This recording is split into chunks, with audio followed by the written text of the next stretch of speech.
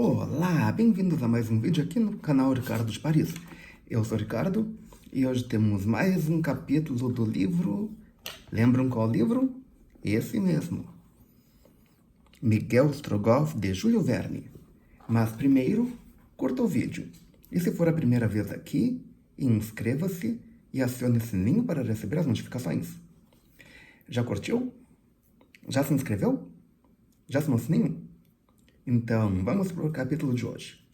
O capítulo de hoje é o capítulo 9. A Caminho da Sibéria.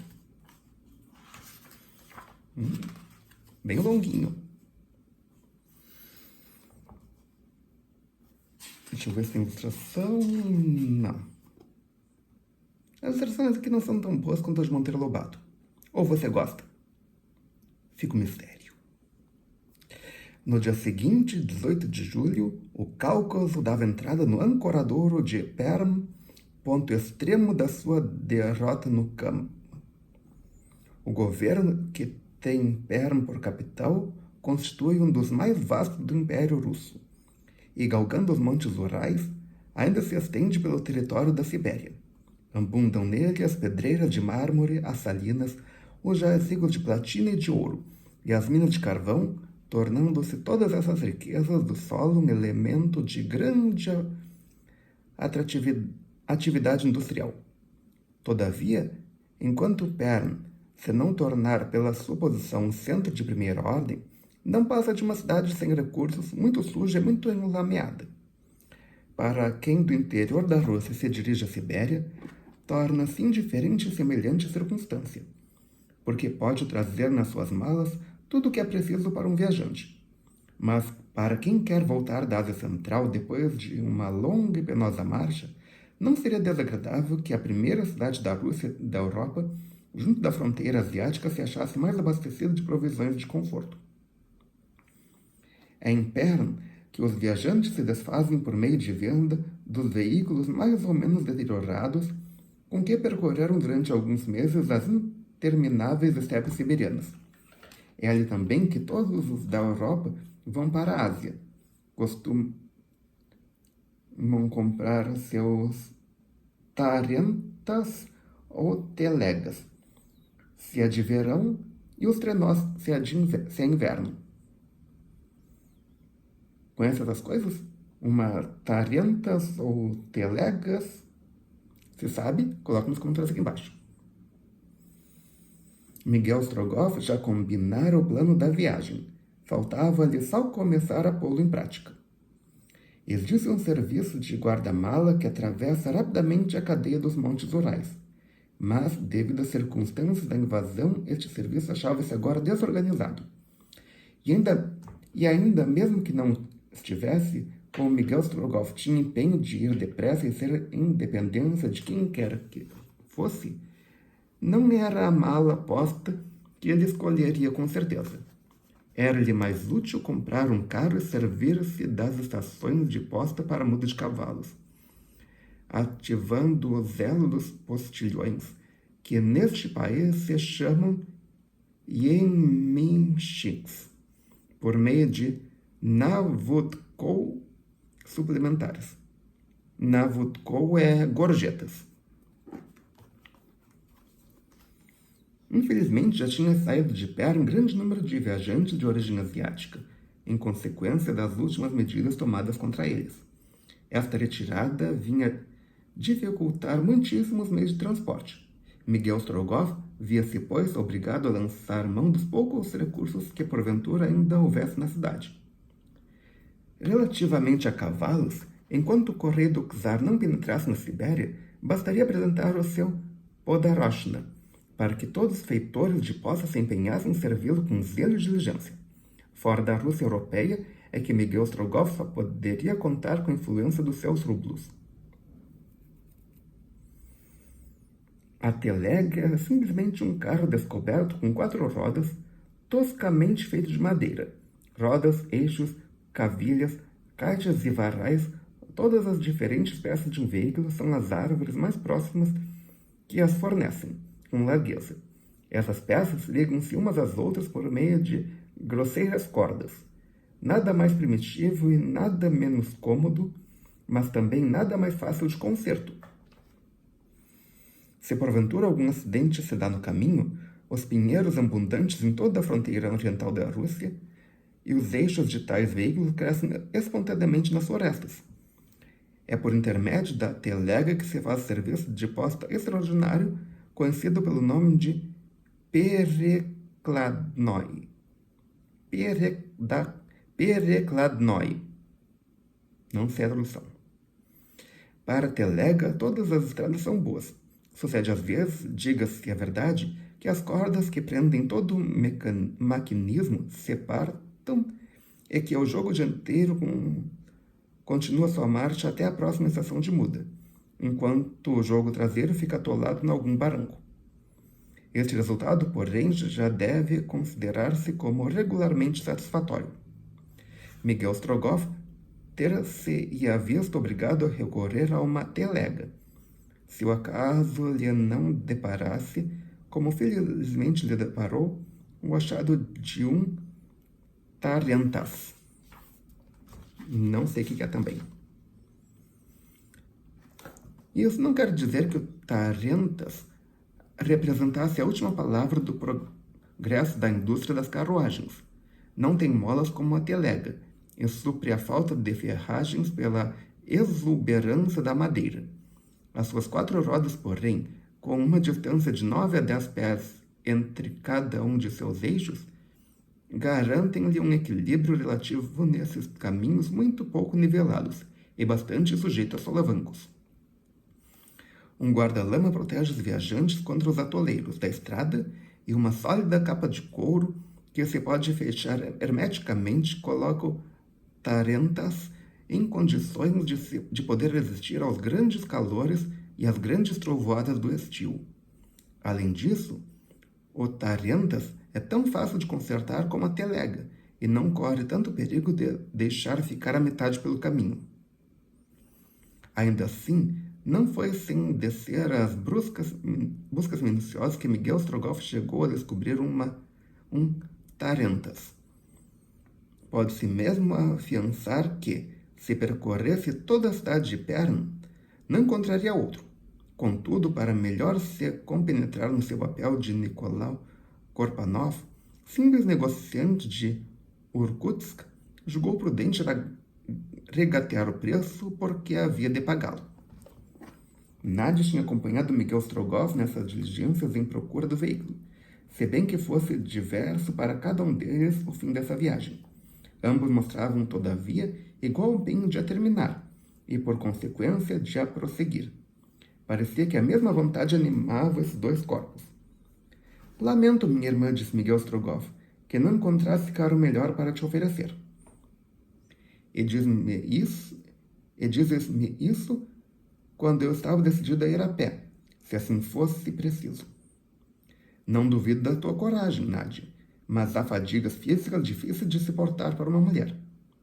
Suportá-las eu, quaisquer que sejam, afirmou Nadia. Se ouvires de meus lábios escapar um queixume, deixa-me no caminho e continua só a tua viagem. Meia hora depois, graças à apresentação do Podaroshna, eram atrelados 3 cavalos de posta no tarentas, comprado por Miguel Strogoff. Estes animais de pelo comprido e abundantíssimo davam ares de 3 ursos. Não eram grandes, mas eram fogosos, porque pertenciam à raça siberiana. O Yamchik, o postilhão, tinha-o atrelado da seguinte maneira: o maior deles, entre os 2 compridos varais que apresentavam em sua extremidade um arco chamado duga, todo coberto de bolas e campainhas, e de outros 2 presos simplesmente com corda aos estribos do veículo. Como se vê, ausência completa de arreios e por guia simplesmente um cordel. Nem Miguel Strogoff, nem a sua companheira traziam malas. As condições de rapidez que exigia a viagem do primeiro e os recursos mais que limitados da segunda tinham obrigado ambos a ser muito modestos na sua bagagem. Nas atuais circunstâncias, fora proveitosa essa abstenção. Em consequência, deu tarentas pela sua pequenez, não permitir o transporte simultâneo de malas e passageiros. A caixa do veículo apenas comportava 2 pessoas, não incluindo o Yamshik, que só por milagre de equilíbrio conseguia sustentar-se na almofada. O Yamshik é substituído em todas as estações de muda. O que tinha de guiar o Tarentas durante a primeira corrida era siberiano, como os cavalos, e não menos guedelhudo do que eles. Trazia o cabelo comprido e cortado horizontalmente na testa, chapéu de abas reviradas, cinta vermelha, roupão de alamares no peito, com botões em que se via cunhado o escudo imperial. O Yamshik, ao chegar com o carro já posto, lançava um olhar investigador sobre os viajantes. Nada de bagagens. E onde é que havia de levá-las, ainda mesmo que as tivessem? As aparências, portanto, não eram lisonjeiras. Isto bastou para que ele deixasse transparecer no olhar uma expressão desdenhosa. Corvos, disse ele sem se importar que o ouvissem. Simples corvos a 6 coppers por versta. Diz antes águias, respondeu-lhe o Miguel Strogoff, que percebia perfeitamente a gíria dos Yamshiks. Ouviste? Águias que te farão 9 coppers por versta, não contando com a gorjeta. Um alegre estalar de chicote foi a resposta dada a estas animadas palavras. Corvo, na linguagem dos postilhões russos, significa viajante avariando ou pobre, que nas estações de muda só paga os cavalos a razão de 2 ou 3 coppers por versta. Águia é o viajante que não recua diante dos preços elevados nem das pígues gratificações. Por isso o corvo não pode ter pretensão de correr tão depressa como a árvore imperial. Nádia e Miguel Strogoff tomaram imediatamente lugar ao Tarentas. Algumas provisões de boca, pouco volumosas e poças de reserva no fundo da caixa deviam habilitar os viajantes se houvesse qualquer demora no caminho e precisassem das estações de posta, onde, contudo, não faltavam comodidades graças à fiscalização que exerce sobre elas o Estado. Era meio-dia quando Tarentas, puxado pelos 3 impetuosos cavalos, saía de pé entre as nuvens de poeira. Como o calor fosse insuportável, o veículo levava capa fechada para resguardo dos viajantes. Eu acho que seria a capota. Fica um mistério. Se você sabe a resposta, coloque nos comentários abaixo. Outro veículo que não fosse russo nem siberiano teria estranhado bastante a maneira extravagante como o postilhão ia guiando Tarentas. O cavalo do centro, um pouco maior que os outros, e o que servia para regular a marcha, conservava imperturbavelmente um trote largo de perfeita uniformidade, fossem quais fossem os acidentes da estrada. Os outros, seus companheiros, pelo contrário, parecendo apenas conhecer o galope como atributo de sua raça, iam exibindo uma coleção de saltos e curvetas que davam vontade de rir. O Yamshik também não os castigava. Contentava-se em incitá-los com o estalo do chicote dado no ar. Mas que prodigialidade de expressões quando os animais não afrouxam na carreira. Até os nomes dos santos lhe eram aplicados.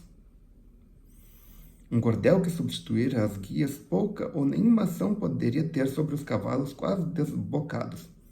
Mas, na provo para a direita, levo para a esquerda, palavras que ele pronunciava com voz gutural produziam mais efeito que o melhor freio e o melhor bridão. E que doçura de termos segundo as circunstâncias. Vamos, meus pombinhos, repetia o Yamshik. Vamos lá, meus manganões. Galguem-me pela esta ladeira.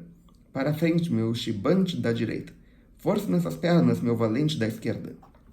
Mas também que saraivada de impropérbios, se porventura os próprios animais diminuíssem o andamento. Impropérios que eles pareciam compreender o alcance. Então, andas ou não andas, meu calaceirão do inferno? Leve-te a breca a ti, minha lesma de má morte. Deixa estar que eu hei de esfolar vivo para te mandar de presente ao demo. Esta maneira de guiar exige com certeza da parte do Yamshik mais força de pulmão que vigor de pulso. Entretanto, corria o tarantas, devorando em cada hora 12 a 14 vestas. Miguel Strogoff estava muito habituado a este gênero de condução e este meio de transporte. Nem os saltos nem os solavancos chegavam a incomodá-lo. Ele bem sabia que os carros de seu país não evitam as pedras, nem as covas, nem os barrancos, nem os fossos, nem as árvores derrubadas que obstruem os caminhos. Para eles não existem dificuldades. Nádia, por seu turno, também não se queixava, embora mais de uma vez os balanços do veículo a tivessem magoado. Durante os primeiros momentos da viagem, ela viu-se arrebatada com a tamanha velocidade que se conservou em silêncio. Depois, voltando-se para Miguel Strogoff, sempre com a mesma preocupação de chegar depressa, disse-lhe: percorremos já 300 versas. Não me enganaria na conta? Não te enganaste, minha irmã, respondeu Miguel Strogoff. Ao chegarmos a Ekaterinsburg, estaremos do lado de lá dos Montes Urais, na sua vertente oriental. Quanto tempo será preciso para atravessar a montanha? 48 horas, porque havemos de viajar de dia e de noite.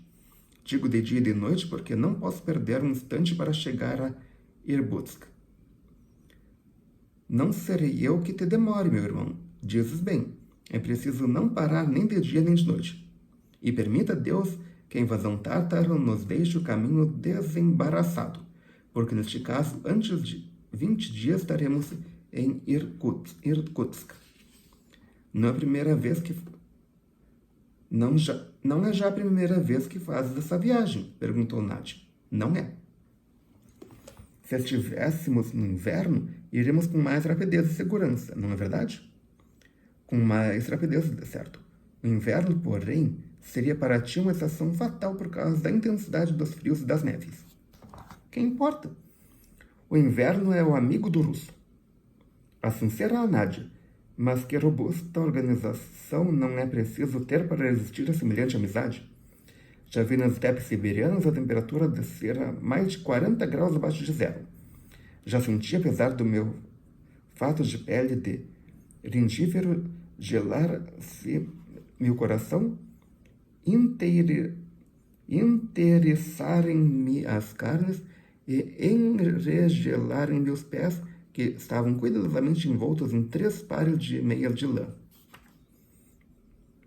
Rangífero. Chama-se DAKK, esse fato. É muito leve e, contudo, absolutamente impermeável. Fato de pele de rangífero. Não conheço, não sei o que se trata. Já vi os cavalos do meu trenó cobrirem-se de uma camada de gelo e a sua respiração condensar-se num segundo. Já vi a aguardente do meu frasco tornar-se em pedra de tão dura que uma faca não conseguia cortá-la. E contudo, meu trenó corria sempre tão veloz como o tufão. Os obstáculos desapareciam na planície nivelada pela neve. Porém, eles continuavam lá. E se tivesse uma pedra no caminho coberta de neve, podia bater ali e danificar o veículo. Como será que ele resolvia isso? Fica um mistério.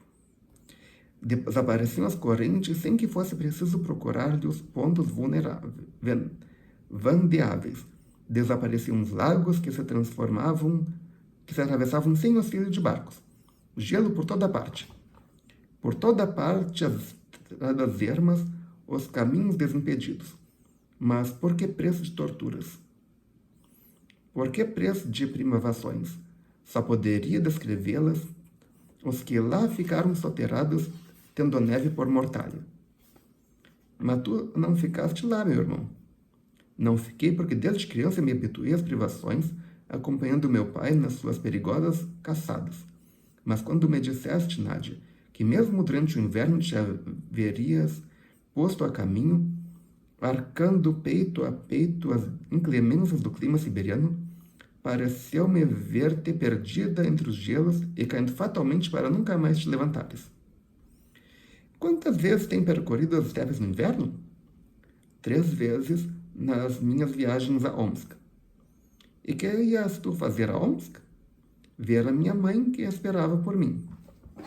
Eu vou a Irkutsk, onde meu pai também me espera. Vou levar-lhe as últimas palavras da santa que me morreu nos braços.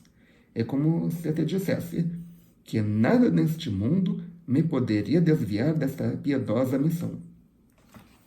Tens uma boa alma, Nádia, afirmou Miguel Strogoff, e mereces que a própria divindade te não desampare no cumprimento de tão santo dever. Durante o dia, o Tarentás andou com incrível rapidez, guiado pelos diferentes yamchiks que se sucediam em cada estação de muda. As águias das alturas não teriam de envergonhar destas águias da estrada.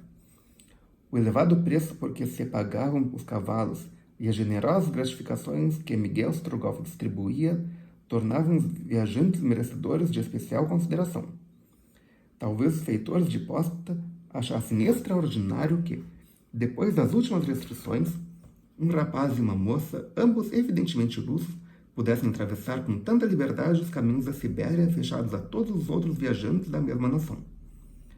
Mas os seus documentos estavam tão em ordem que não havia o menor pretexto para dificultar a viagem. Por isso, os marcos indicados nas distâncias percorridas iam constantemente ficando atrás do Tarentas. De resto, Miguel Strogoff e Nádia não eram os únicos a seguir a estrada, de Perm a Ekaterimburgo. O correio do czar soubera nas primeiras estações de posta que outro veículo precedia o seu. Mas que lhe poderia isso importar quando ele ia sempre achando os cavalos de que precisava? As pequenas paragens daquele dia, durante os quais o Tarentás descansava, eram simplesmente aplicadas às refeições dos dois viajantes. Nas mudas de posta, há sempre o necessário para comer e repousar. E à falta delas, a habilitação do camponês russo não seria menos hospitaleira. Nestas aldeias de aparência uniforme, todas com suas paredes brancas e telhas verdes, o viajante pode bater a qualquer hora que nenhuma porta deixará de se lhe abrir.